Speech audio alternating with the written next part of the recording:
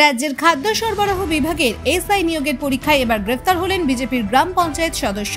মঙ্গলবার ধৃত পঞ্চায়েত সদস্য উত্তম মণ্ডলকে মালদা জেলা আদালতে পেশ করে ইংরেজবাজার থানার পুলিশ। রবিবার রাজ্য জুড়ে খাদ্য সরবরাহ দফতরের এসআই নিয়োগের পরীক্ষা হয়। হবিবপুরের বক্সিনগরের বাসিন্দা উত্তমের পরীক্ষার সিট পড়েছিল ইংরেজবাজার শহরের চিন্তামণি চমৎকার গার্লস হাই স্কুলে।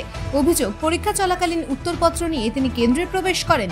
সেই সময় স্কুলের শিক্ষিকারা তাকে আটক করে পুলিশের হাতে তুলে দেন।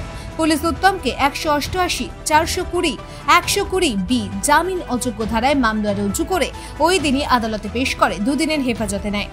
এদিন তাকে ফের জেলা আদালতে পুলিশ পেশ করেছে। রাজ্যের চাকরি পরীক্ষায় বিজেপির সদস্য গ্রেফতার হওয়ায় রাজনৈতিক তরজা শুরু হয়েছে মালদায়। এখন শুনুন, কেউ বিজেপির মেম্বার হতে পারে, কেউ পার্টির সমর্থক হতে পারে, কেউ বিজেপি পার্টির কর্মী হতে পারে। আর কেউ যদি কোনো করাপশনের সঙ্গে যুক্ত হয়, কেউ যদি কোনো জালিয়াতির সঙ্গে যুক্ত হয়, কেউ যদি 420 কিছু করে, তাহলে সেটা তো পার্টির দায় নয়, সে ব্যক্তিগতভাবে সেই দায়টা তার। এবং আমরা এই বিষয়ে কোনো মন্তব্য করব না, কারণ সে অ্যারেস্ট হয়েছে। আইন যেভাবে ব্যবস্থা নেবে সেভাবেই ব্যবস্থা হবে। আমরা এর মধ্যে কোনো রকম হস্তক্ষেপ করব না।